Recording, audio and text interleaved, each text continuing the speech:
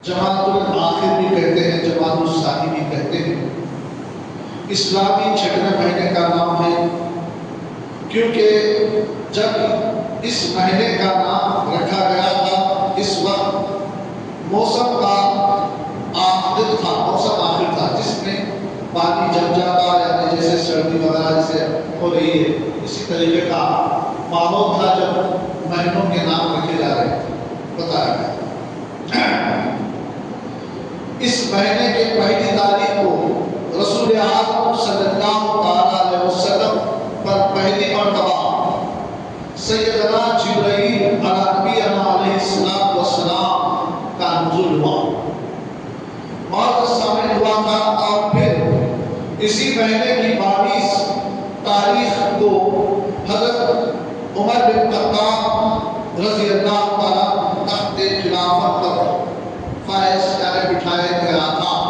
تمام صحابہ کرام اس زمانے میں جو تھے ان کے تمام اجتماعی طور پر کے خیالات، ان کے ایک جہتی اور سب کی مرضی کے مطابق حضرت سیدنا عمر فاروق رضی اللہ تعالیٰ، حضرت ابوبکر صدیق رضی اللہ تعالیٰ کے بعد آپ کو تخت خلافت پر بٹھایا گیا تھا۔ اسی مہینے کی 9 تاریخ کو سیدنا حضرت جعفر صادق رضی اللہ تعالیٰ کی اولاد ولادت پاک بھی ہے، پیدائش ہوئی، یعنی یہ حضرت امام حسین رضی اللہ تعالیٰ کے بیٹے حضرت زین العابدین کے بیٹے، انہوں اسی سادات نسل میں سے اولاد رسول صلی اللہ علیہ وسلم سے ولادت ہوئی تھی۔ اسلام میں بہت بڑا ان کا بھی کارنامہ ہے۔ اسی مہینے کی 14 تاریخ کو حضرت موسیٰ بن جعفر رضی اللہ تعالیٰ کی پیدا ہوئے ہیں۔ اسی مہینے کی 15 تاریخ کو سیدنا حضرت ابن زبیر رضی اللہ تعالیٰ نے کعبہ معظم کو گرا دیا تھا۔ اس حدیث شریف کی وجہ سے، اس حادثے کی وجہ سے جو انہوں نے سیدہ حضرت عائشہ صدیقہ رضی اللہ تعالیٰ سے کچھ باتیں ہوئی، ان سے سننے کے بعد پھر سے اسی حیت نے اسے لوٹا دیا، پھر اسی طریقے سے اچھا بنا دیا جس طریقے سے حضرت ابراہیم علیہ السلام کے زمانے مبارک میں تھا۔ اسی مہینے کی 20 تاریخ کو سیدہ حضرت خاتون جنت حضرت فاطمہ الزہرا رضی اللہ تعالیٰ کی ولادت مبارکہ ہوتی ہے۔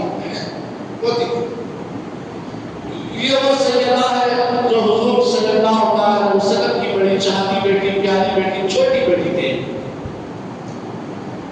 باشد سامعین انشاءاللہ سیدہ کا آمینہ انشاءاللہ 20 تاریخ کو ہے، تو میں انشاءاللہ نیکسٹ جمعے میں حضرت فاطمہ الزہرا رضی اللہ تعالیٰ کے کچھ واقعات آپ کے سامنے رکھوں گا، جس کے ذریعے سے خواتین اسلام کی بہت بڑی اصلاح اس کے اندر ملے گی۔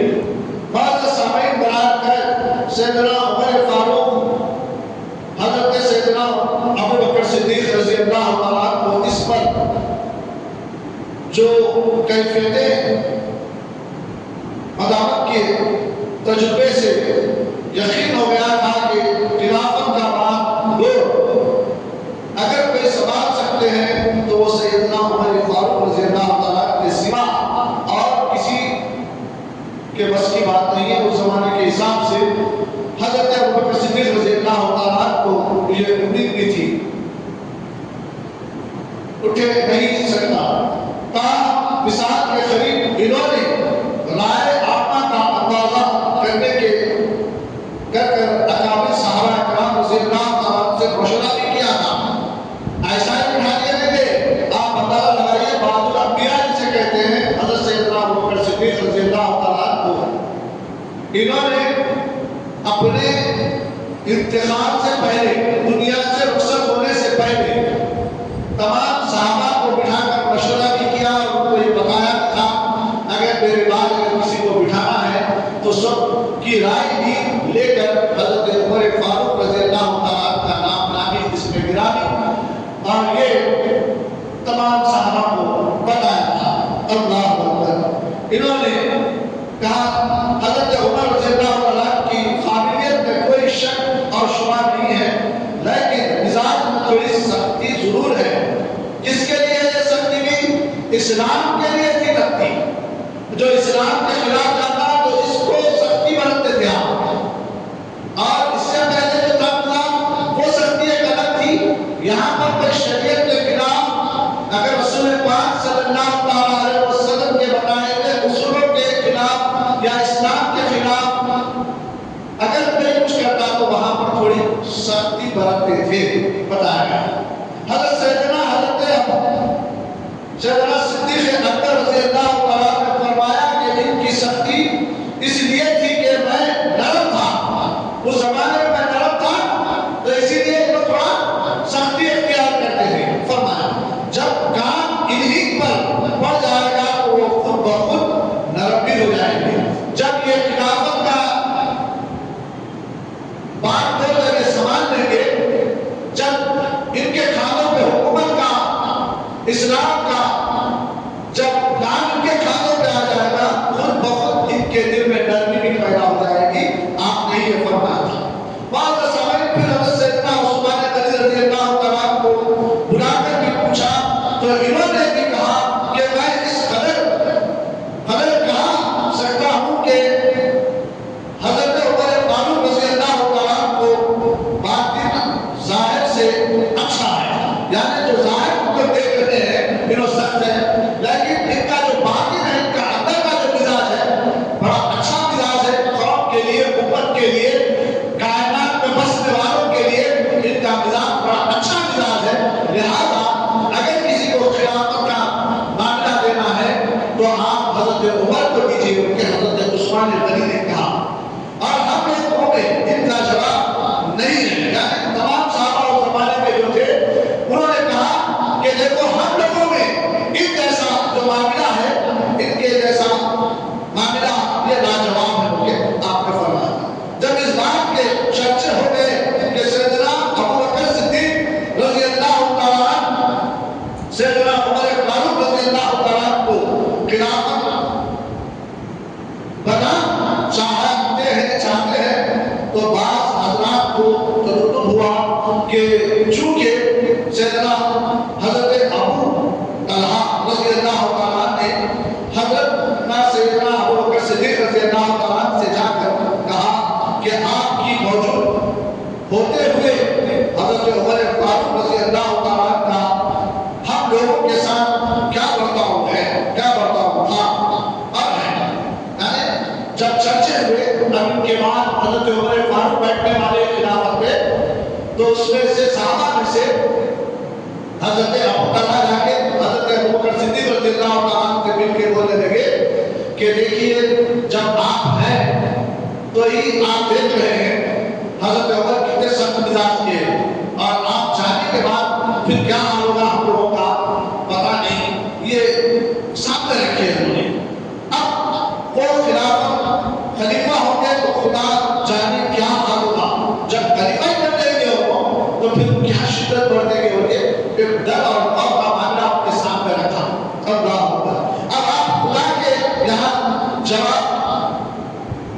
جواب دے ہوں گے، حضرت ابو بکر صدیق سے کہا کہ صحابی رسول تھے نبی اللہ تعالیٰ نے کہا اب آپ جانیں کہ آپ بھی اللہ کی بارگاہ میں جواب دے ہوں گے ان کو جب خلیفہ بنائیں گے۔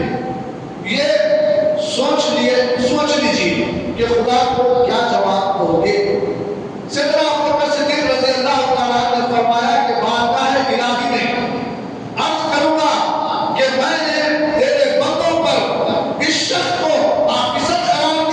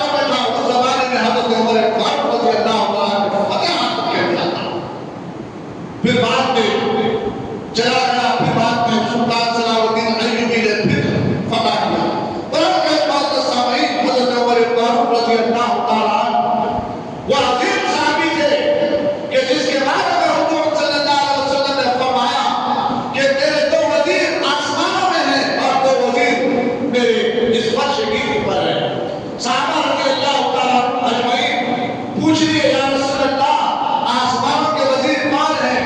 تو اللہ کے رسول صلی اللہ علیہ وسلم نے فرمایا جبرائیل اور میکائیل یہ دو میرے آسمانوں کے وزیر ہیں، اور فرمایا زمین کے دو وزیر کون ہیں؟ تو فرمایا ابو بکر اور عمر یہ دو میرے وزیر ہیں۔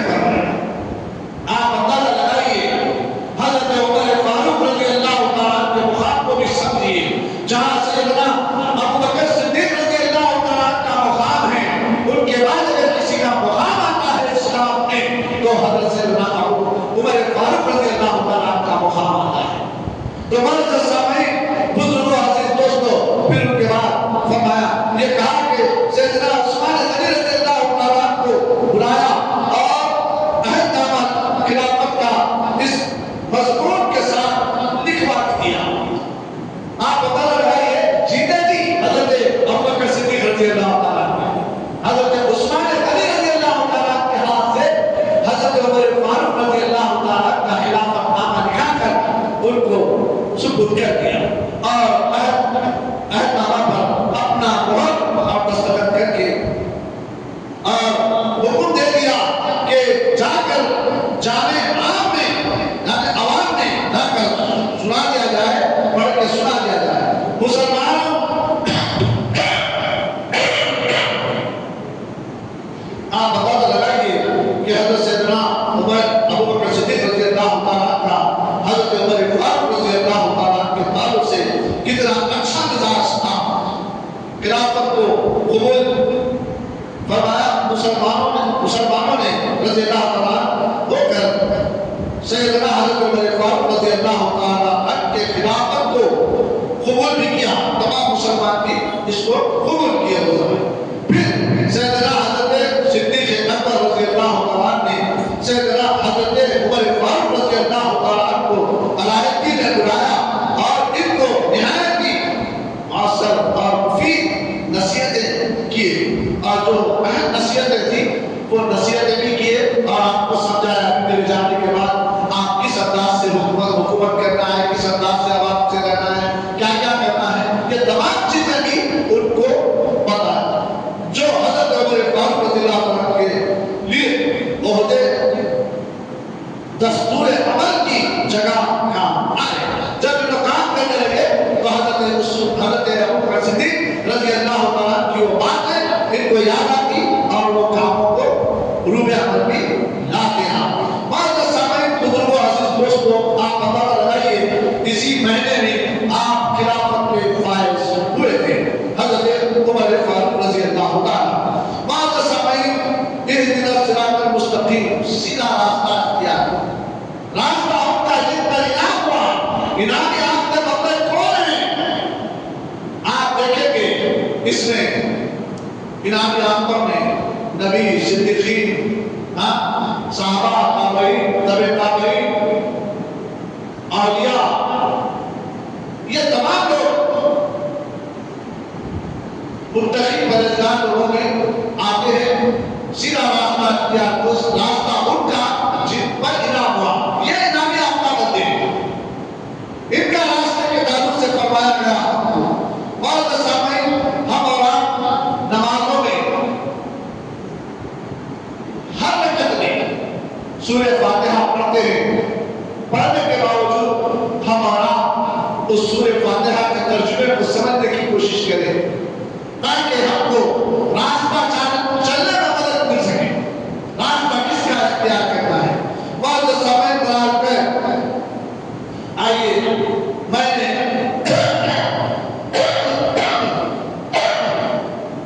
اپنا موضوع جو بنایا ہے اہدنا الصراط المستقیم کے تعلق سے، تو ہم کو اور آپ کو چاہیے کہ صحابہ کی زندگیاں دیکھیں، پڑھیں، سنیں اور حضور صلی اللہ علیہ وسلم کی سیرت سے اپنے آپ کو منسلک رکھیں۔ انشاءاللہ زندگی گزارنے میں بہت مزہ اور لطف دنیا میں بھی آئے گا اور آخرت میں بھی اس کا بہت بہت حق اور آپ کو اجر ملے گا۔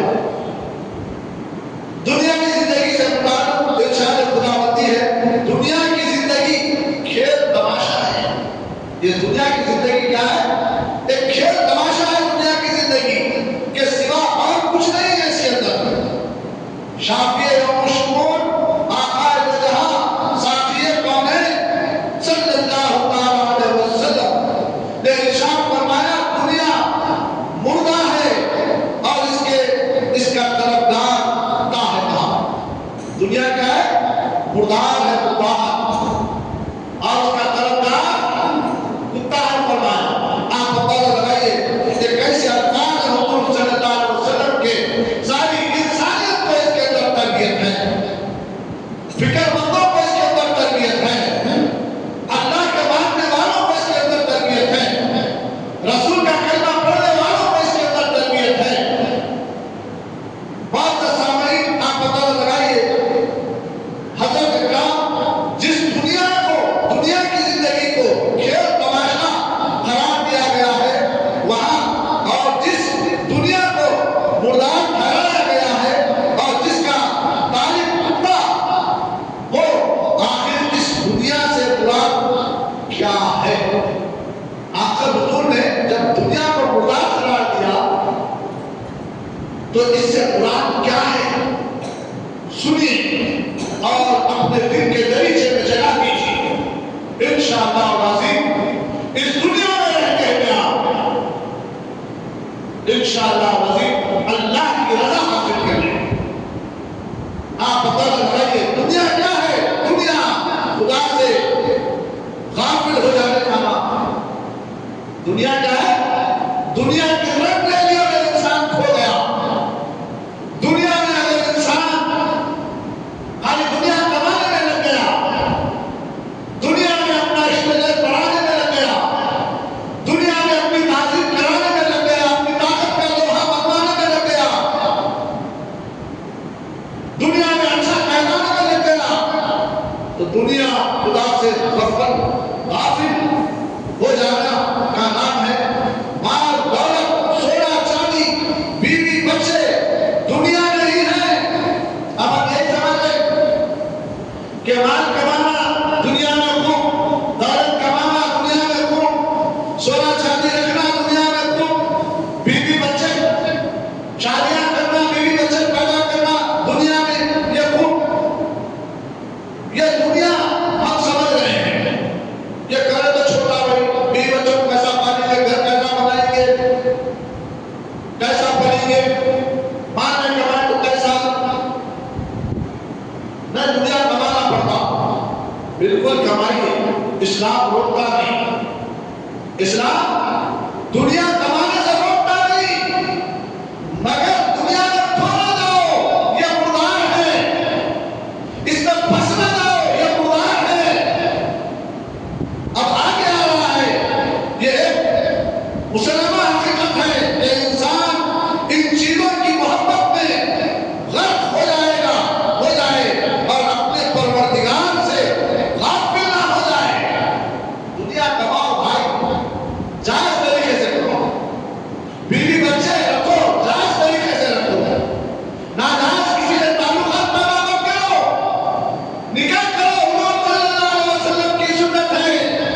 ایک جگہ حضور صلی اللہ علیہ وسلم نے یہاں تک کیا فرمایا، نکاح کرنے سے ایمان کامل ہو جاتا ہے۔ اللہ اکبر!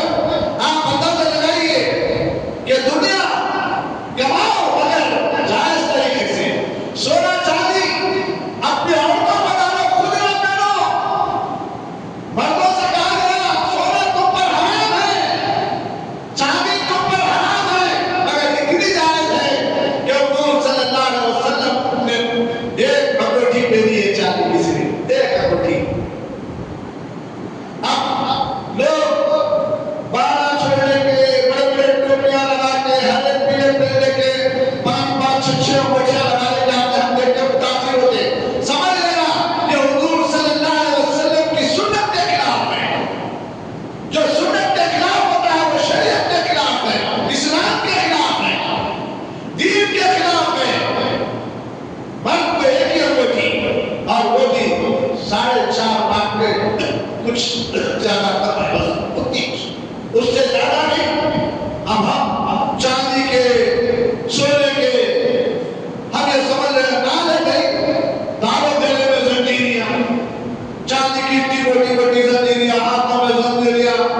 یہاں پہ تو لوگ دیکھ کر بڑا بھاگ والا ہے، پیسے والا ہے، ایسا نہیں ہے۔ آپ اندازہ لگائیے کہ ہاں عورت کے لیے جائیں، عورتوں کو پلائیے مگر جائز کمائی سے، جائز انداز سے، پھر اس کے اندر سال گزرنے پر اس کی زکات بھی نکالنا ہے، یہ بھی سامنے رکھنا چاہیے۔ نہیں خوب پہننے کے زیورات اور اس کی زکات نہیں نکالیں گے تو یاد رکھو کل جب دنیا سے رخصت ہو جائیں گے تو یاد رکھو وہی سونا چاندی کو پگھلا کر ہمارے جسم پہ گرم کر کے اس سے ڈالا جائے گا۔ تو مرد سامعین، دنیا کماؤ مگر دنیا میں کھو نہ جاؤ، اور دنیا میں پھنس کر نمازوں کو چھوڑ دے رہے ہیں، شریعت کو پامال کر رہے ہیں، دین سے دوری اختیار کر رہے ہیں۔ کیا مطلب ہے بھائی؟ کاروبار کاروبار میں کیا ہوتا ہے؟ بالکل کاروبار کرو مگر شریعت کی روشنی میں رہ کر نماز پڑھ جانا ہر مسلمان عاقل اور بالغ مرد عورت پر فرض ہے۔ دنیا کے کاروباروں میں ڈوب ہو کر اللہ کے احکامات کو پامال کر دینا، جس کی تاکید قرآن پاک میں 700 سے زیادہ جگہ پر امت مسلمان کو دی گئی نماز پڑھنے کے تعلق سے۔ اور ہم بول رہے ہیں مسجد غیرآباد میں کیا کریں گے؟ جمعے کو پامال ہو جاتا، نماز چھوڑ رہے ہیں، اس کی پوچھ ہے، کوئی نماز کے تعلق سے آپ کو چھوٹ نہیں ہے۔ ارے نماز تو 50 تھی، حضور نبی رحمت صلی اللہ علیہ وسلم کا صدقہ ہے، حضرت موسیٰ علیہ السلام کا صدقہ ہے، ان دونوں کی فکر نے امت کو 50 کے بجائے 5 نمازوں پہ لا کے رکھا۔ آپ اندازہ لگائیے، فرمایا گیا ہے محبوب نمازیں 5 ہوگی مگر 50 کا ثواب تمہاری امت کو دیا جائے۔ باوجود اس کے ہمارا دنیا کی رنگریلیوں میں ڈوب کر ہم نے اس ثواب سے محروم کیا۔ یہ کیسے ہو سکتا ہے؟ کلمہ پڑھے، نبی کا کلمہ پڑھے، اللہ اس کے رسول کا کلمہ پڑھے، احکام خدا بندی کو بھی چھوڑے اور رسول کی اتباع کو بھی چھوڑے۔ بہت سامنے بزرگوں، عزیز دوستو، اسی لیے ایک دنیا دار دوسرے دنیا دار کو ختم کر دینے کی سوچ کرتا ہے۔ کیوں؟ دنیا کمانے کے لیے اس کا مال میرے جیب میں آ جائے، اس کی جائیداد میرے میں لے لوں، اس کے اوپر میں قابض ہو جاؤں۔ یہ دنیا ہے، اسی لیے حضور نے فرمایا یہ مردار ہے کلمہ پڑھنے والوں کے لیے، مسلمانوں کے لیے۔ اللہ اکبر! ایک دنیا دار ہونا اپنے آرام کا خیال ہے نا، سکون کا، اتنی دیر مال کمانے میں انسان کہاں سے کہاں چلا جا رہا ہے، ماں باپ کو چھوڑ کر، رشتہ داروں کو چھوڑ کر، اپنے شہر کو چھوڑ کر، مال انسان کو عزیز سمجھ رہا ہے۔ بالکل کماؤ، جائز طریقے سے کماؤ، مگر انسان اپنے ماں باپ کی خدمت کو چھوڑ کر، اپنے بوڑھے ماں باپ کی خدمت کو چھوڑ کر، بیوی بچوں کی خدمت کو چھوڑ کر کہاں سے کہاں چلا جاتا ہے؟ مال کمانے کے لیے، دنیا کمانے کے لیے۔ اب آپ جانے کے بعد آپ جس کے نوکر ہو جاتے ہیں، کیا وہ تمہیں 5 وقت کی نماز پڑھنے دے گا؟ جب آپ اس کے نوکر ہو گئے، آپ پر تو انہیں بتا میں تو تیرے کو اسی لیے بلایا تھا، آپ کو ہر تھوڑی دیر کو نماز کو بھاگا نہیں، تو نے آپ اندازہ لگائیے۔ بعض سامعین اپنے سکون کو، اپنی عبادتوں کو ضائع کر دیتا ہے انسان، دن رات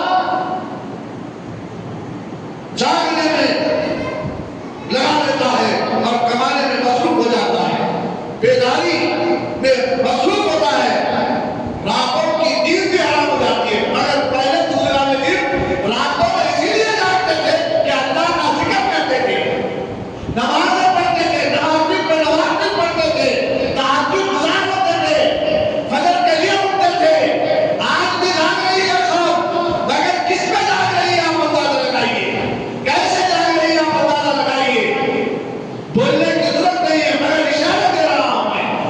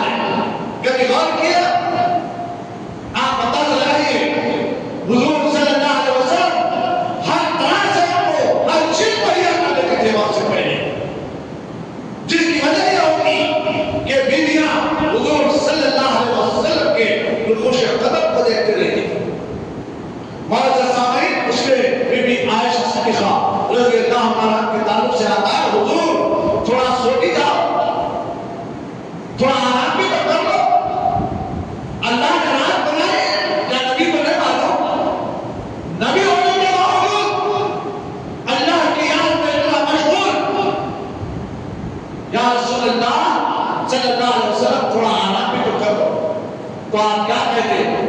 اللہ نے مجھے نبیوں کا امام بنا دیا، کیوں میں عبادت نہ کروں؟ اللہ نے مجھے ختم المرسلین بنا دیا، اتنا بڑا پوسٹ منصب عطا کیا ہے۔ آپ اندازہ لگائیے حضور صلی اللہ علیہ وسلم کے قربان جائیے اتنے بلند مقام پر ان کے صدقے میں امت کو، قوم کو جو عبادت گزار ہوں گے، ریاضت گزار ہوں گے، ان کی سنتوں پر چلیں گے، اللہ کے بنائے ہوئے رسول کے سنتوں پر عمل کریں گے، ان کی شریعت پر عمل کریں گے، اللہ کے احکامات پر عمل کریں گے، باوجود اس کے حضور صلی اللہ علیہ وسلم کی شفاعت کو نصیب ہوگی۔ معزز سامعین، کوئی بندہ میرے آقا صلی اللہ علیہ وسلم کے بغیر جنت میں نہیں جائے گا۔ اگر ہم اور آپ دنیا کی رنگ ریلیوں میں ڈوب کر حضور صلی اللہ علیہ وسلم کے بتائے ہوئے طریقوں سے کتنا قریب ہے آپ دیکھ سکتے ہیں۔ ایک لمحے کے لیے بھی اس سے جدائی گوارا نہیں کرتے تھے۔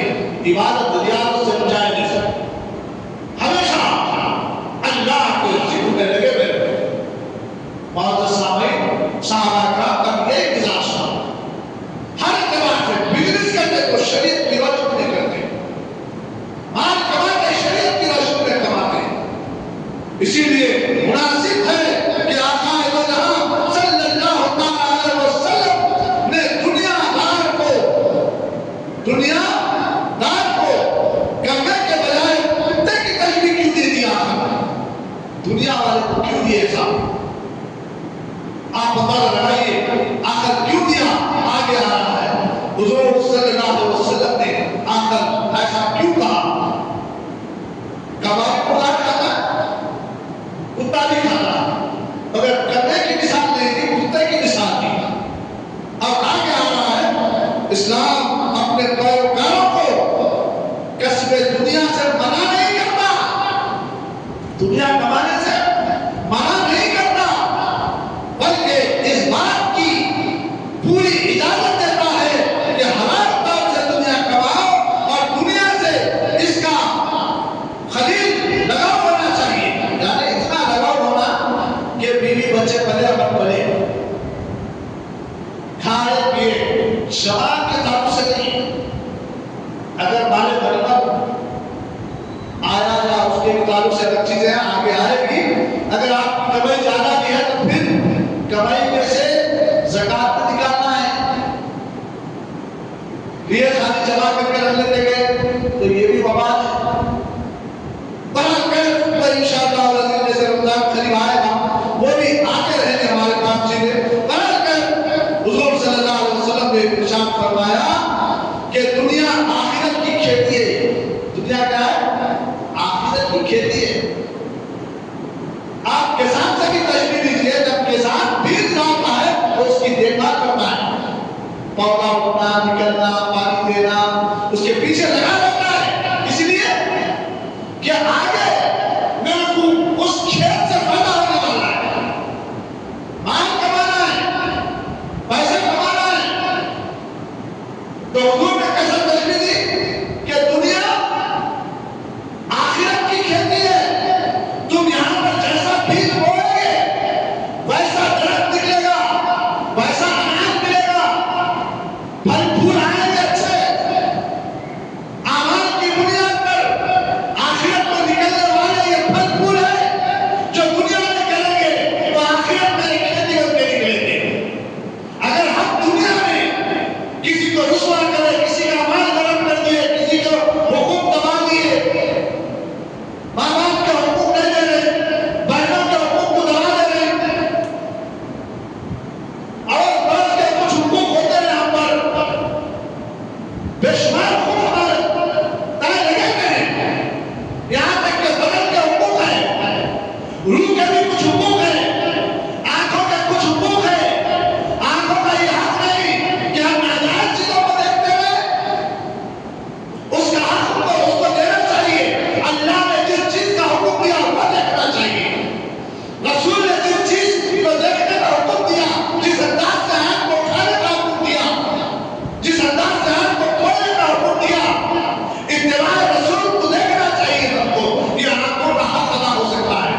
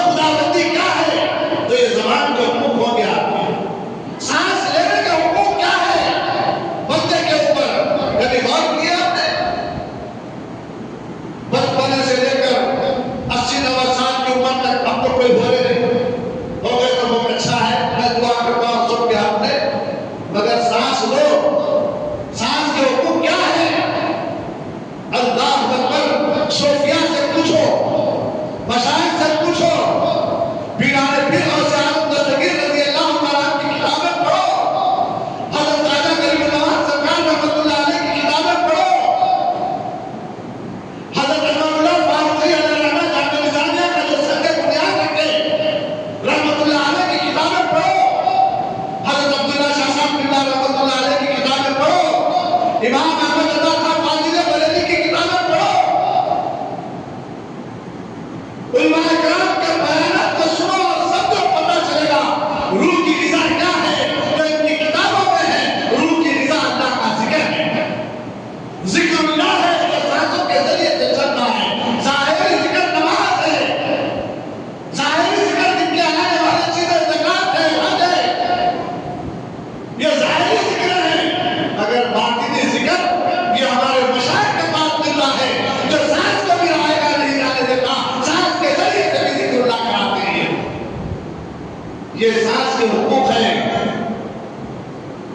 معزز سامعین، ہم کے بے شمار حقوق ہیں، بدن کے حقوق سے لے کر دنیا میں رہنے تک قدم کے حقوق کیا ہیں؟ چلتے جو ہیں چلیے دنیا میں کمانے کے لیے نہ جاتے ہیں، ناجائز جگہ پر مت جائیے، جائز جگہ پہ جائیے، یہ اپنے قدموں کے حقوق ہیں اور خیالات کے حقوق ہیں، سوچ اور فکر کے حقوق ہیں بچے پہ۔ یہ ہر چیز کا حق اللہ تعالیٰ پوچھے گا کل، میں تجھے آنا سبق دیا تھا، آنا بدل دیا تھا، آلی فکر دی تھی، بصارت دی تھی، گواہی دی تھی، تو نے کہاں صرف کیا یہ چیزوں کو، اس نعمتوں کو کہاں خرچ کیا، پوچھا جائے گا کل ہم سے۔ یہ حقوق ہے ہمارے اوپر اور ہم دنیا کی رنگ ریلیوں میں کھو کر ان حقوق کو تباہ و برباد کرتے نظر آ رہے ہیں۔ آخر کا بھی کچھ حقوق ہے اللہ نے طاقت دیے تو پوچھو حضرت علی سے، حضرت عمر فاروق رضی اللہ تعالیٰ عنہ سے۔ معزز سامعین، برحق عقل مند وہی ہے جو اللہ اور اس کے رسول کے بتائے ہوئے اصولوں کے مطابق اپنی زندگی کو گزارتا ہے۔ معزز سامعین، جب اس دنیا ہی کو آخرت میں ڈھال لیں، اگر ہم دنیا میں ہیں تو دنیا کو آخرت کے لیے ڈھال لیں تو بندے کے ہر قدم پر قدم اٹھانے سے پہلے اس کو فکر لانا ہوتی ہے، یہ میرا اٹھنے والا قدم کیا فضول بازار کی زینت تو بننے نہیں جا رہا۔ جب فکر لانا ہوتی ہے تو اٹھنے والے قدم پہ فکر لانا آتی ہے، جب فکر ہوتی ہے تو بندہ یہ سوچتا ہے یہ میرا اٹھنے والا قدم اگر کسی عالم دین کی بارگاہ کی طرف اٹھ جائے، یہ کسی مسجد کو آباد کرنے کی طرف اٹھ جائے، کسی اللہ والے کی طرف اٹھ جائے، کہیں ہدایت حاصل کرنے والے کی طرف اٹھ جائے، تو یہ اٹھنے والا قدم اللہ اکبر۔ حضور صلی اللہ علیہ وسلم فرماتے ہیں جب بندہ علم دین حاصل کرنے کے لیے کسی عالم دین کی بارگاہ میں پہنچتا ہے تو آقا فرماتے ہیں اللہ اکبر، اس کی راہ میں اللہ کے بازو فرشتے اپنے پاؤں کو بچھا دیتے ہیں۔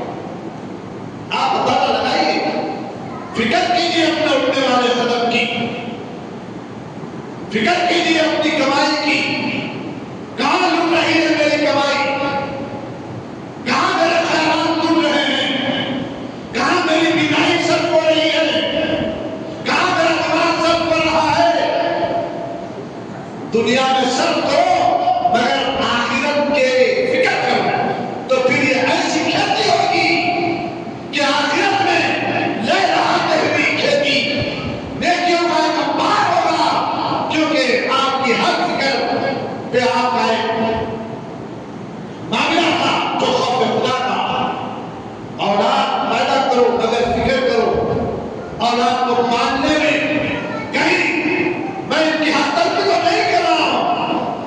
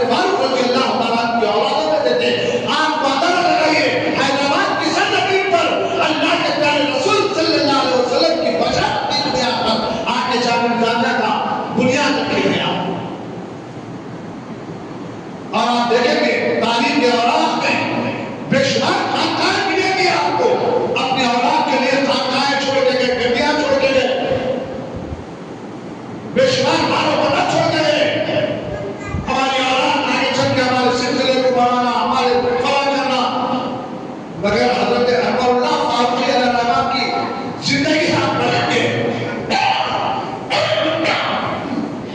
مطالعہ کریں گے آپ تو آپ کو پتہ لگے گا ایسی جامع شخصیت آپ کو ملیں گے بہت سارے علماء کرام ایک سے بڑھ کے اپنے وقت کے مجدد گزرے ہیں ملیں گے آپ کو، مگر حضرت عمر اللہ فاروق علیہ السلام کی زندگی پڑھتے ہیں تو ایک عجیب آپ کے مدرسے میں پڑھنے والے جو سابقہ اول قریب میں جو تھے اولیاء اللہ نے ان کے پاس ان کی شاگردی میں رہنے والے حضرت عبداللہ شاہ صاحب رحمۃ اللہ علیہ کا، حضرت محمود اعظم سیدی صالح الخالد رحمۃ اللہ علیہ جو جامع نظامیہ سے پڑھ کے آج ان کا مزار نظام آباد میں لوگوں کے لیے شان ہے، لوگ مارے فائد حاصل کرتے ہیں۔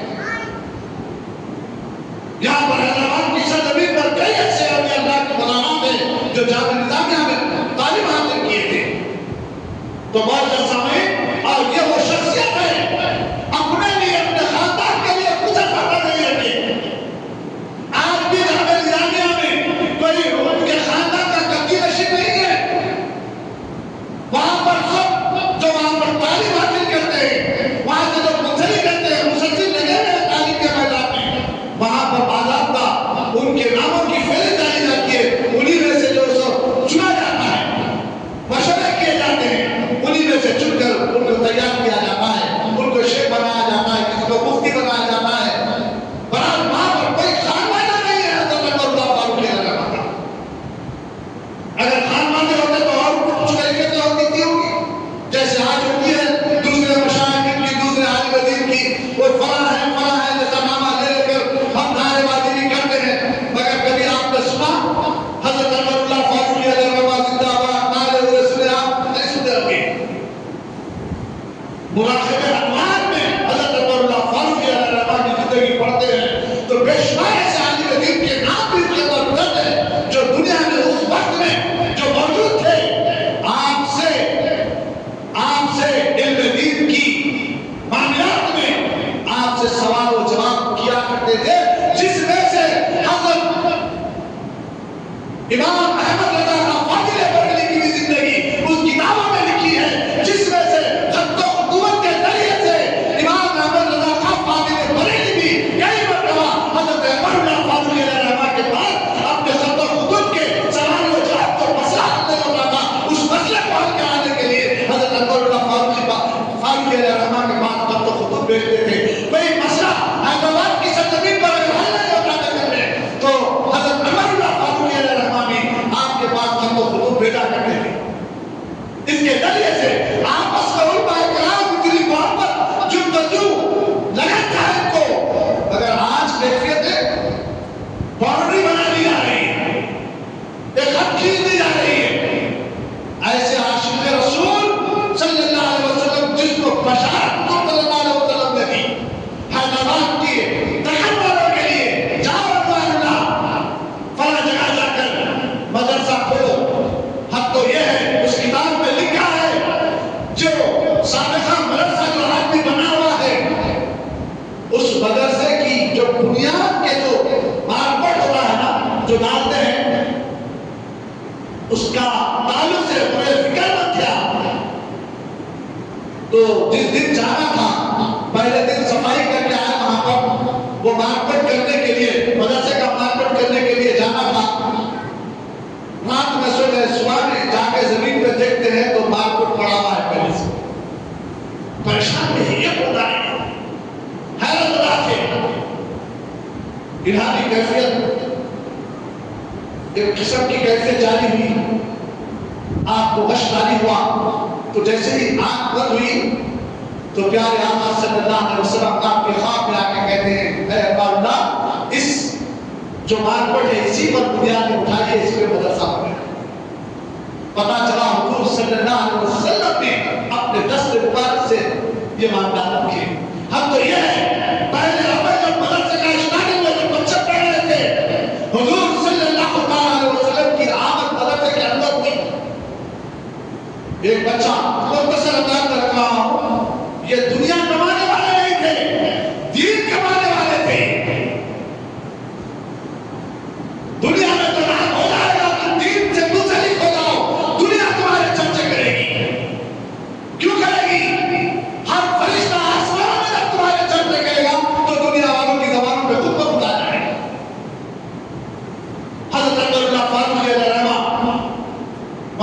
بچوں کو پڑھاتے. ایک مرتبہ کا واقعہ ہے کہ حضرت عمر اللہ فاروق اندر بھی رہتے بچے بیرون بھی رہتے, بیرون چلے جاتے تم جو رہتے رہ جاتے. ایک بچے کی مزاج خراب ہوئی, آپ چلے گئے, جو بھی انتظامات تھے ان کو بول کے منتظمین کو بول کے چلے بچوں کو کھانا کھلاؤ, سلاؤ, چادر بچھا بول کے چلے گئے. جانے کے بعد ایک بچے کی مزاج خراب ہوئی, رات میں کھانا نہیں کھایا, کھانا نہیں کھایا, ویسے سو گیا.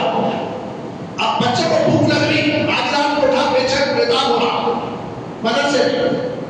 آپ کا مکان اس وقت میں مدرسے سے 1 کلومیٹر 2 کلومیٹر دور پہ تھا, چوک کے قریب میں تھا مکان. تو بیتاب ہو رہا بچہ, اور عمر اللہ فاروق علیہ السلام عشاء کی نماز پڑھ کے کچھ عبادت ریاضت کے لے کے سو رہے تھے. خواب آیا, بچہ یہاں پر بیتاب ہے. حضور صلی اللہ علیہ وسلم خواب میں آ کر کہہ رہے ہیں کہ بچہ بھوکا ہے, مزاج خراب ہے, تو اٹھا, اور بچے کی شکل صورت سو بنا دی گئی.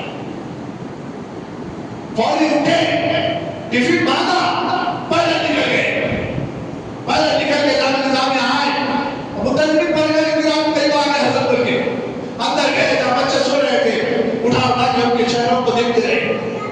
ایک بچہ بیٹا بچے پڑا ہوا ہے, چپ پڑا ہوا ہے, جیسا آگے بول کے بات ہوتے ہوئے اٹھنے کی سو گیا بچوں. حضرت جا جا کے اٹھا کے دیکھ, چہرہ جیسے ہی دیکھے بچے کو اٹھا, اٹھو بیٹا, تمہارا مزاج کیسا ہے, کچھ ایسا بولا میرا بلاد ساتھ ساتھ آپ کھانا کھانے کھانا, چلو لے کے جا کے بچوں کو کھانا وانا کھلا کے. آپ پتہ سے لگائیے حضور صلی اللہ علیہ وسلم کو جامع نظامیہ میں پڑھنے والے بچوں کی نسل کہتی. ہم تو یہ پہلا سال جو بچے اول درجے سے جو کامیاب ہوئے تھے عالم فاضل میں, اللہ اکبر, حضرت مقتدر رحمۃ اللہ علیہ جو آپ کے رہتے تھے, حضرت مقتدر رحمۃ اللہ علیہ رہتے تھے استادوں میں, حضرت عمر اللہ فاروق علیہ السلام کے. آپ سنتیں تیار کریں, خواب میں آپ نے دیکھا حضرت مقتدر رحمۃ اللہ علیہ بڑے عالم دین جلیل القدر عالم دین, مفتی بھی تھے اور پورے مدرسے کا انداز سنبھالتے تھے. خواب میں دیکھ رہے سرکار دو عالم صلی اللہ علیہ وسلم تشریف لائے, اور اس سندوں پہ کچھ سندوں پر اول جماعت کے جو پہلے مدرسے میں جو شروع ہوئے اس سندوں پہ آپ دستخط کر رہے ہیں. آپ بتائیں یہ جامع نظامیہ میں ایسا ہوتا مدرسہ نہیں ہے. ہم میرے مدرسے کو ڈیولپ کرنے کے لیے, میرے مشاہد کو ڈیولپ کرنے کے لیے, میرے عالم کو ڈیولپ کرنے کے لیے, میرے استاد کو ڈیولپ کرنے کے لیے میں اپنی مالا کر کے نکل جا رہا ہوں. مگر صحیح تاریخ پڑھو, ہند کی سرزمین پر اگر آئے تو پہلے یہاں کے علماء کی تاریخ پڑھو اور پھر کہو زبان درازی کرو. کیسے کیسے مشاہد اور علماء عالم دین گزرے یہاں پر. یہ دکن کی سرزمین یہ صرف آپ تلنگانہ آندھرا پردیش ایسا نہیں تھی, بہت بڑی زمین تھی ہے, قریب قریب جا کر اتر پردیش کے قریب تک جا کر ملتی تھی یہ سرزمین. حضرت عمر اللہ فاروق علیہ السلام ایسی تربیت کرے تھے اپنے جانشینوں کو, اپنے طلبہ کو, اپنے پڑھنے والوں کو, اس قدر تربیت کیے تھے. ملک سے محبت کی بھی تربیت کیے تھے, وہاں قرآن اور حدیث کی بھی تربیت کیے تھے. جب ملک پر قصد حالی ہوئی انگریزہ ڈھونڈ کے لے کے چلے گئے تھے مال و متا, نظام اس میں باقی رہا, پورا ملک تباہ ہو گیا تھا. تو اس وقت میں جب پہلا فرینکلن جو بنا تھا, اللہ اکبر, ملک کی حالت دیکھ کر پریشان تھا, تو بلا جا کے دکن کے بادشاہ اس وقت میں کون تھے, نظام, ان کو اعلیٰ حضرت بولتے تھے لوگ, بھول گئے آپ کو بلا اعلیٰ حضرت. اب امام احمد رضا خان فاضل بریلوی کو بول رہے ہیں, بہت اچھی بات ہے کہ عالم دین, یہ عالم دین کے شاگرد تھے نظام, جسے انور اللہ فاروقی علیہ السلام کے. آپ پتہ لگائیے, چاہے تو انور اللہ فاروقی علیہ السلام یہ اپنے شاگردوں سے بہت سارا معاملہ لے سکتے تھے. بادشاہ, 3 بادشاہوں کے 3 بادشاہوں کا استاد گزرے ہیں. یہ دونوں بھائی اور اوپر ان کے والد کے بھی 200 استاد گزرے. حضرت زمان خان شہید رحمت اللہ علیہ کے بعد آپ کو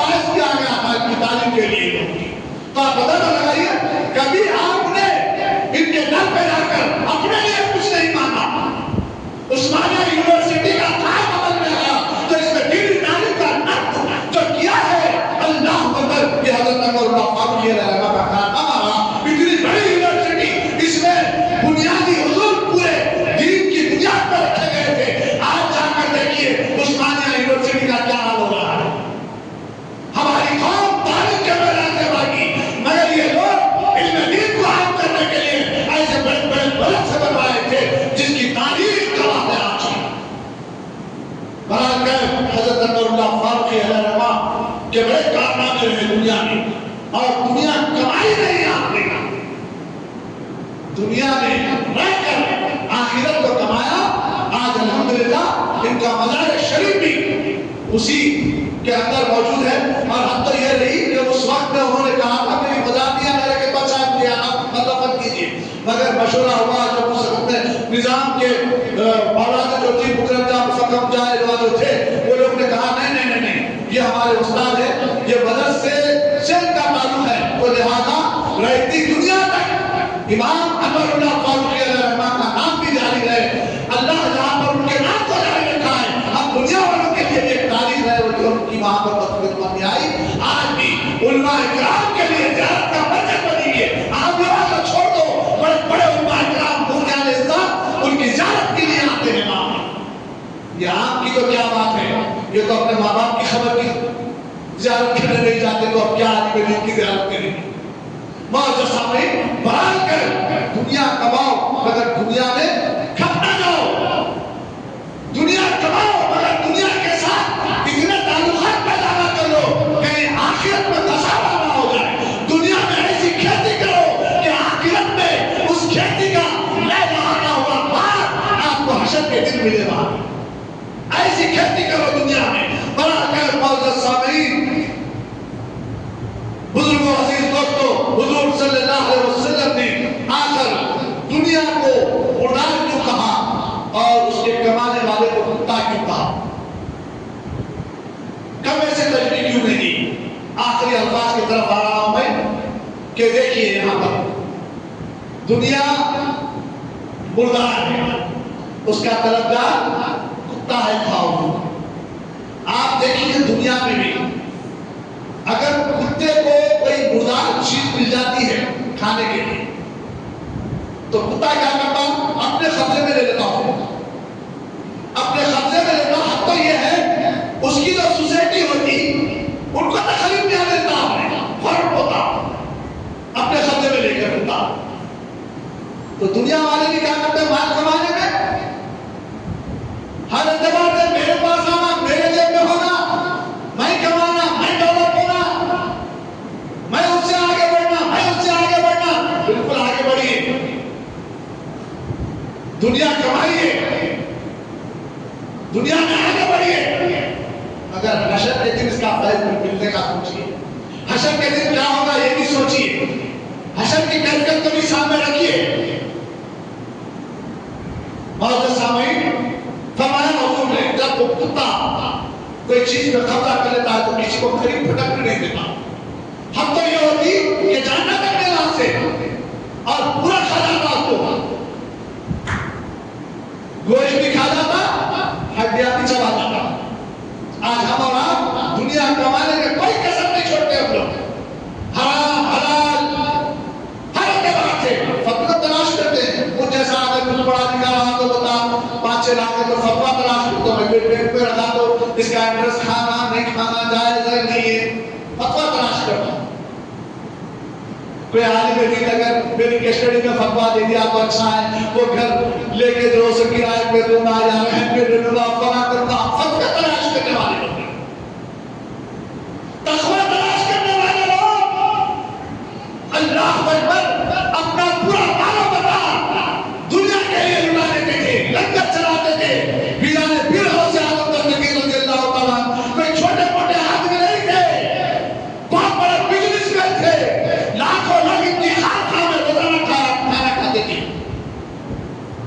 آپ تاریخ پڑھیے, یہ بزرگان دین کے پاس لنگر کیوں چلتے تھے. ہم اور آپ کہاں ہیں ہم لوگ. حضرت عمر فاروق رضی اللہ تعالیٰ عنہ کی زندگی دیکھیے یا حضرت عثمان غنی رضی اللہ تعالیٰ عنہ کی زندگی دیکھیے. حضرت عثمان غنی رضی اللہ تعالیٰ عنہ کو آقا غنی کا لقب کیوں دیا گیا. ہم اور آپ کوئی چیز پہ قبضہ کر لیتے ہیں تو ہم دوسرے کو اس کی بھرت تک نہیں لگنے دیتے. ہم لوگ حضرت عثمان غنی اتنے بڑے مالدار, ایک مرتبہ مدینے میں قحط پڑ گیا. حضرت عمر فاروق رضی اللہ تعالیٰ عنہ کی خلافت کا دورہ ہے.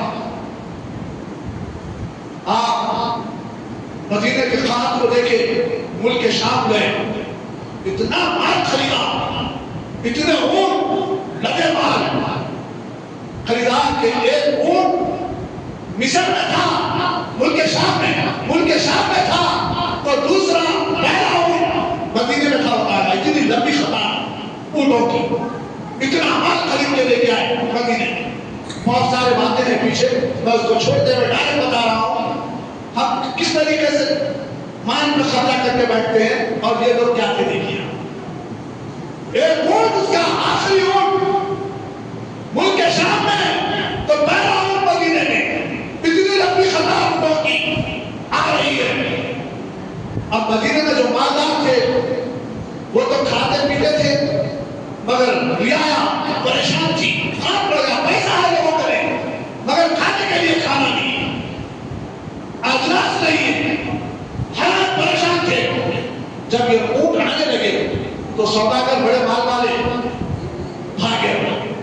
آج اپنی میں بھی مال والا ہوں تو کیا کرتا ہوں، شمشاباد کے آگے جا کے پلوں کے آگے وہاں جا کے بڑی لائٹ خریدے تھوڑے، خرید کے بعد میں کیسا بیچنا ہے وہ ماننا ہے آپ لوگوں سب کو، کیونکہ ہم بھی زمینات خریدے ہوئے، مکانات خریدے ہوئے، کیسا ہوتا ہے کوئی مال بتا اگر فائدے کا ہے جا کے فوری مال والا ہوں میں فوری خرید لوں. اسی طریقے سے حضرت عثمان غنی کے پاس بڑے بڑے صداقت توڑے کا مال آ رہا ہوتے ہیں، چلو خریدیے، خرید کے اب آپ کو مہنگے ریٹوں میں بیچیں گے. بھاگ کے آیا بہت سارے آتے. حضرت عثمان غنی کو بولے عثمان آپ یہ بات ہم کو لے لو، اب آپ بھوکی مر رہی. عوام کا بتا رہے ہیں، آج ہم بھی بتاتے ہیں غریب عوام کو بیچ رہا ہوں، وہ زمین آپ نہیں، غریبوں کی مدد کر رہا ہوں اپنے اکاؤنٹوں میں بعد اللہ کیا کہ دان کے کر کے فونوں میں بلاس کر غریبوں کی مدد کر رہا ہوں.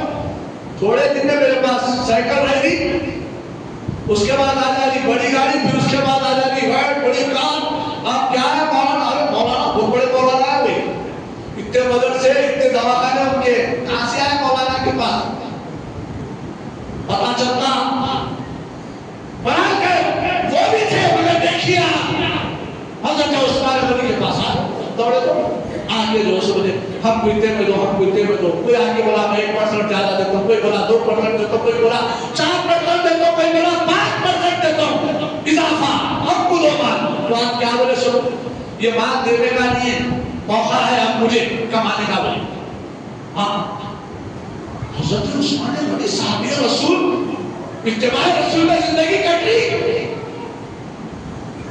خوف خدا رکھنے والی شخصیت کی زبان ایسی، اب موقع ہے مال کمانے کا. بول رہے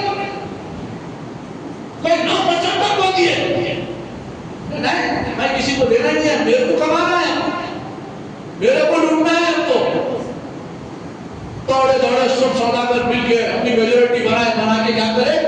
حضرت عمر فاروق اس زمانے میں پرائم منسٹر سے کیا بادشاہ کی انہوں نے خلافت کا فائز تھے، جا کے شکایت کرے.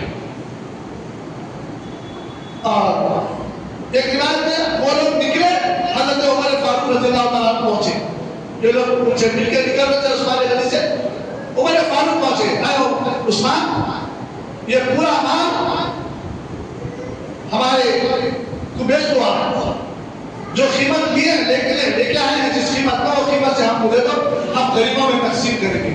تو حضرت عمر فاروق کو بھی یہی جواب دیا اس وقت کے خلیفہ کو. آپ کیا بولے اے عمر کیا میں یوں ہی لایا ہوں مالک کا؟ اب تو مجھے فائدہ کمانا ہے، مجھے تم سے زیادہ دینے والے لوگ بیٹھے ہوئے ہیں. آپ کو میں اتنی مصیبت سے بھاگ لے کے آیا ہوں، اتنا بچا کے گنڈوں سے. زمانے میں پہاڑی علاقوں میں لٹے ہوتے تھے، لٹیرے ہوتے تھے، سب سے بچا کر بھائی مدینے تک اتنا مال لایا ہوں، کیا میں یوں ہی تم کو ایسا دے دوں؟ نہیں ہو سکتا، میں دینے والا نہیں ہوں بھائی، تو بڑے داموں میں بیچنے والا ہوں. حضرت عمر اللہ تمہاری فکر پر لعنت کرے ہوئے بندوں سے نکل گئے ہو.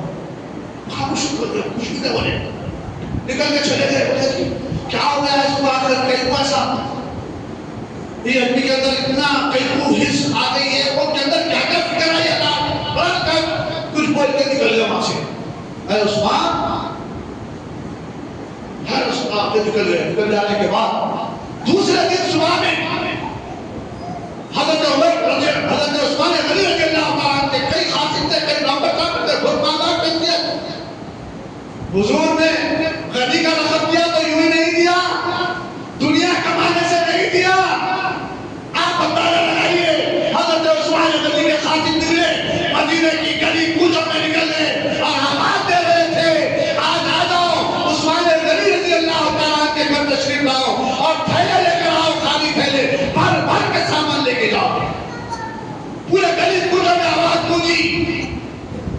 اور پورے لوگ آنے لگے تھیلے لے کے تھیلیاں لے کے، تو فری میں کھاتے سامان، دو دو تین تین مہینے کا سامان ان کے گولیوں میں بھر کے حضرت عثمان غنی فری دینے لگے۔ تو عمر پریشان ہو گئے، بھاگ کے آئے، پھر آ کے گلے سے لگا لے کے بولے اے عمر، اے عثمان، میں یہ کیا دیکھ رہا ہوں؟ تو حضرت عثمان غنی نے کہا ارے دنیا والے دیں گے تو کیا دیں گے مجھے، میں تو آج کما رہا ہوں، ایسی کھیتی کر رہا ہوں کہ کل آخرت میں، کل حشر کے دن یہ کھیتی لہلہاتے ہوئے سامنے آئے گی۔ یہ فکر مت تھے ہمارے صحابہ کرام کی زندگیاں یہ تھی، اور آج ہماری زندگیاں ہم کو لوٹنے میں لگے ہوئے۔ جیسا حضور نے فرمایا کہ کتے کی طرح انسان آج دنیا میں اپنے مال کو بٹور رہا ہے۔ کتے سے تجبی اسی لیے دی کہ دیکھیے کمبے سے تجبی نہیں دی، اگر کمبے سے تجبی دیتے تو علماء کرام یہ بھی فرما دیتے کہ کوا کتا اچھا ہے، دیکھو اللہ اکبر، کمبے کا کیا ہے، یہ بھی آرام کھاتا، کتا بھی آرام کھاتا، کتا پورا چک لینا چاہتا، مگر کوا کہیں بھی حرام دیکھتا نا، ٹھہر کے پکارتا، کہاں مجھے پکارتا، پہلے آواز لگاتا، ارے آؤ یہاں پر کچھ کھانے کی چیزیں، آؤ مجھے پکارتا۔ مردار بھی اگر دیکھ لیا نیچے کو، کبا پکارتا، پکار کے جمع کرتا، آواز دیتا، پہلے کتا آواز نہیں دیتا، آیا سوال اپنی گھر بول کے بھگاتا۔ تو آج دنیا کا حالت ایسی ہو گئی ہے کہ کسی بھی طریقے سے میرے جیب میں پیسہ آ جائے تو اچھا ہے، میں مال کما لیا تو اچھا ہے، سامنے والا میرے سے گر کے رہنا، میرے سے نیچے رہنا، میں بلند رہنا، یہ ہماری کیفیت ہو چکی ہے۔ معزز سامعین، بہرحال کہے بولنے کے لیے بہت باتیں تھی۔ حضرت عثمان غنی رضی اللہ تعالیٰ عنہ کی زندگی ساری امت کے لیے مشن راہ ہے۔ حضور صلی اللہ علیہ وسلم نے حضرت عثمان غنی کو بات کیا تھا، اسی لیے تو حضرت عثمان غنی ساری انسانیت پہ اپنا ایک مقام رکھتے ہیں، اپنا ایک مقام رکھتے ہیں۔ سارے پیغمبروں میں اللہ اکبر، کسی بھی پیغمبر کی بیٹیاں دو بیٹیاں کسی امتی کے نکاح میں نہیں آئے۔ حضرت عثمان غنی رضی اللہ تعالیٰ عنہ کی زندگی دیکھیے، آپ ان کے کارناموں کو دیکھیے، ان کی شرم و حیا کی زندگی بھی ایک عظیم مینارہ ہے۔ حضرت عثمان اپنے لیے کچھ نہیں رکھا، ساری چیزیں خواب اور عمر پہ تقسیم کی۔ اللہ اکبر، حق تو یہ ہے آج تک ایک ٹرسٹ چلتا ہے مدینے میں اور مکے میں، حضرت عثمان غنی رضی اللہ تعالیٰ عنہ کا بینک کی ٹرسٹ چلتا ہے، جس کے بینک کے ٹرسٹ سے مکے اور مدینے کے انتظامات میں پیسے تقسیم ہوتے ہیں۔ اپنے لیے کچھ نہیں رکھا، اپنے اولاد کے لیے کچھ نہیں رکھا۔ یہ زندگیاں تھی صحابہ کی، اسی لیے تو حضرت ابو بکر صدیق رضی اللہ تعالیٰ عنہ نے حضور کی بارگاہ میں پورا ساتھ و سامان، ہم تو یہ تھی جھاڑو کا پٹا بڑا تھا، جب سامان لے کے نکل رہے تھے تو نظر جیسے ہی پڑی اس جھاڑو کے پٹے پر بھی اٹھا کے اپنے کوٹلے میں ڈال دیا۔ دین کے لیے، دین کی آگیاری کے لیے، آج دین کے لیے ہم کیا سوچ رہے ہیں؟ اپنی زندگی کے لیے، اپنے بال بچوں کے لیے، اپنے گھردار کے لیے، اپنے خاندان کے لیے، اپنے نفس کے لیے تو سب کچھ کر رہے ہیں ہم لوگ۔ دین کے لیے کیا کر رہے بھائی؟ جو کل کام آنے والا ہے، روح ایسے ہی نکلے گی، اعمال روح خطا ہو جائیں گے، عمل نہیں کر سکیں گے۔ جو کیا تھا وہی چلا گیا، ختم، ملنے والا ہے۔ اور یہ زندگی 50 60 سال 100 سال تو بہت ہو گئی، بول رہا میں اب تو دکھنے میں بھی نہیں آ رہا، پہلے پیپروں میں آتا تھا ان کی عمر 100 سال کی ہوئی، 110 سال کی ہوئی، بیچارے انتقال ہوا ہوگی، اب تو سب ختم، 40 50 سال میں چلے جا رہے۔ اللہ کرے 100 سال ملے زندگی، مگر شریعت کے مطابق رکھے، دین کی مزاج کے مطابق رکھے، تاکہ اعمال کر کے آخرت کا ساز و سامان کما سکے۔ معزز سامعین، 50 60 سالہ زندگی ہو، غنیمت سمجھو، نعمت سمجھو، اللہ نے جو زندگی دی، جو سانسیں دی ہے، اس کا حق ادا کرو۔ جس پریوار میں آئے ہیں اس پریوار کا حق ادا کرو، جس محلے میں آئے ہیں اس محلوں کے مسجدوں کا حق ادا کرو، جو اڑوس پڑوس میں پڑوسی ہیں ان کا حقوق ادا کرو، بھائی بہنوں کے حقوق ادا کرو۔ معزز سامعین، یہ کل روح کے نکلنے کے بعد پتہ چلے گا آپ نے کیسی کھیتی کی دنیا میں کیسی کھیتی کی. اپنے واسطے تو کچھ نہیں کیا مگر کل خود کے واسطے ملے گا. دنیا میں کچھ نہیں کیا دین کے لیے, دین کی آبیاری کے لیے, بچے پالے دین کے لیے, بیوی سے شادی کری دین کے لیے, مکان بنایا دین کے لیے تاکہ کچھ آرام کر کے عبادت کے لیے تیار ہو سکوں. چار دیواری بنائی دین کے لیے. یہ فکر پیدا کرو, کھڑکی لگاؤ تو فکر کرو کہ اذان کی آواز کدھر سے آتی ہے, کھڑکی وہاں لگاؤ. آج حالت یہ ہے مسجد کے بازو گھر لے کے پریشان ہے. ارے بھائی باہر سے پکارنے کی عورت بات جو کہہ رہے نا مسجد بازو گھر بولے کئی دن تک نہیں پتا تھا. پھر مسجد کے بازو گھر بیچارے آتے لے بیٹھتے تھے. کیا ہے بھائی کہنے نہیں کہا غلام صاحب مسجد بازو گھر بولے دعا لے کے چڑھ جائے. یہ کیفیت آج مسلمانوں کی, ایمان والوں کی, جنت کی گاڑی سے, جنت کے پڑوس میں رہنے کے لیے جنت کی گاڑی سے آواز بلند ہوتی ہے تو ہماری خواتین گھروں میں آوازیں پکارے. کیوں تربیت نہیں کی ہم نے, دین سے منسلک نہیں رکھا. ہم اپنی اولاد کو, اپنی زوجاؤں کو, اپنے ماں باپ کو اگر دین سے منسلک کرتے تو اذان کی آواز میں کیا نیکی ملنے والی ہے, اور اس کے اوپر اذان ہوتے وقت آواز کرے تو کتنا گناہ ہے. اس وقت پتہ چلنا چاہیے تھا ایک مسلمان کو. نماز ہوتے رہتی ہمارے بچے تربیت نہ ہونے کی وجہ سے پٹاخے پھوڑتے نظر آئے مسجدوں کے سامنے. اللہ اکبر, یہ کیفیت ہماری ہے ہماری اولاد کی. کیوں میں دن سے منسلک نہیں تو میرا بچہ کہاں, میں مسجد سے منسلک نہیں تو میرا بچہ کہاں. بہت سے سامعین ضرورت صبر کی ہے. آخرت کے لیے غور و فکر ہونا چاہیے, دینی تعلیم کو عام کرنا چاہیے. دینی تعلیم بھی ایک ایسا مہرہ ہے آپ کے اعمال کے اوپر, اگر یہ مہر لے کے نہیں جائیں گے تو آپ کا سرٹیفکیٹ کینسل ہو جائے گا. دنیا میں دیکھ رہے بھائی ہم مسجد کے لیے ہم وقت پہ اپلیکیشن ڈالنے کے لیے گئے. اپلیکیشن بعض دنیا کی تربیت سکھاتی ہے, اپلیکیشن ڈالنے کے لیے گئے مسجد تاکہ گورنمنٹ میں آج کل سب جگہ چلا پوری انڈیا میں چلا ہے. آگے چل کے جو نہیں ڈالنے والے پچھتائیں گے بھی. یہ بھی ایک حقوق ہے. جس مسجد کا تو ممبر تھا, مصلی تھا یا صدر تھا, متولی تھا, تیری یہ ذمہ داری تھی مسجد کو بچانا, مسجد کو قانون کے دائرے میں رکھنا. جس ملک کا جو قانون ہے اس قانون کے مطابق رہ کر اس قانون کے دائرے میں رہ کر اپنے آپ کو منوانا, یہ ملک سے وفاداری ہے. یہ سب کی ذمہ داری ہے ہر مسلمان کی. لاپرواہی ہے. قبرستانہ بڑے بڑے آج تک رجسٹریشن کی ہے, مسجدہ پرائیویٹ بنی ہوئی ہے بے شمار جگہ پر. شیخان آئے بنا کے نکل گئے, لے کے نکل گئے بنا کے. اب ذمہ داری کس کی ہے؟ اب مسلمان کی ذمہ داری ہے. مجھے ایک قبر بنا دیا کر میری ذمہ داری ہے, میرا کام ہے اس کے حقوق ادا کرنا.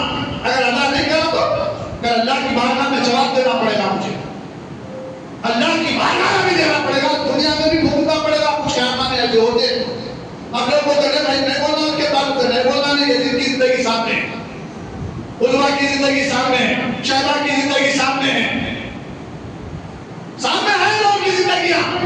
اور بتائیں ہمارے بزرگوں نے میں انہیں ایسا کرا تو ایسا مرا, انہیں ایسا کرا تو ایسا ہوا, بتایا بھی گیا. ہمارے آنے والی نسلوں کے لیے ہوش سنبھالنے کے لیے برابر معزز سامعین ہم بعد میں گئے اپلیکیشن تو دیکھا جو بھی وہاں پر بیٹھا ہوا تھا کل دیکھ کے بولا ارے بھائی اس پہ مہرہ نہیں ہے, دستخط کی. دنیا والا بتا رہا جی غیر قانون اگر کوئی کام کرے تو فوری ہٹا رہا ہوں اپلیکیشن. اللہ کی بارگاہ میں فکر کرو, جو اعمال کر رہے ہیں اسے اچھا بنانے کے لیے اتباع رسول ضروری ہے, سنت رسول ضروری ہے. آپ کو پڑھا تھا بھائی پاس ہے کیسا پڑھا, سب نے کیسا پڑھتے ویسا پڑھا. روزہ تو تھا بھائی کیسا تھا, سب نے کیسا تھے ویسا تھا. سمجھا نہیں, شریعت قرآن اور حدیث کا وہ نہیں ہے, اس کے اوپر نظر ہونا چاہیے. اسکولے کیوں نے نماز پڑھا, اسکولے کیوں نے نماز پڑھا,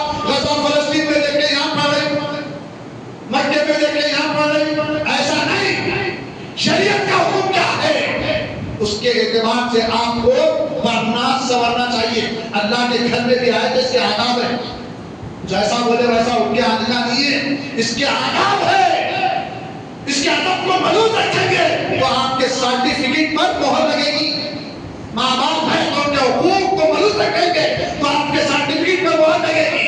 مسجدیں ہیں آپ کے محلوں میں, اس کے حقوق کی ہم تلفی کریں گے یا اس کے معاملات کو نہیں دیکھیں گے تو مہر نہیں لگنے والی ہے. مہر لگانا ہے تو ہر ایک کے حقوق ہے, اپنے بدن کے, اپنی عبادت کے, اپنی ریاضت کے, جتنے باتیں میں نے کہی ہے تربیت کے طور پہ, اس سب کے حقوق ہے. اس حقوق کو اگر پامال کریں گے اللہ کی بارگاہ سے رد کر دیے جائیں گے. اگر اس حقوق کو مد نظر رکھتے ہوئے اگر زندگی گزاریں گے تو زندگی کے گزارنے کی جتنی عمر گزری, اس عمر پر اللہ کے رسول کی مہر ہوگی. اس مہر کو دیکھ کر حشر کے دن کامیاب ہو جائیں. اللہ تعالیٰ مجھے اور آپ کو, تمام سننے والوں کو حضور نبی رحمت صلی اللہ علیہ وسلم کی اتباع کرنے کی توفیق عطا فرمائے اور صحابہ اکرام رضی اللہ تعالیٰ عنہ اجمعین کی زندگیوں کو دیکھ کر اپنی زندگی میں بدلاؤ لانے کی توفیق عطا فرمائے. اور اے الہ العالمین ہم سب کو پنجگانہ نمازی بنا دے. اے اللہ جتنے لوگ بیمار ہیں ان سب کو صحت کاملہ عاجلہ عطا فرما. وآخر دعوانا الحمدللہ رب العالمین.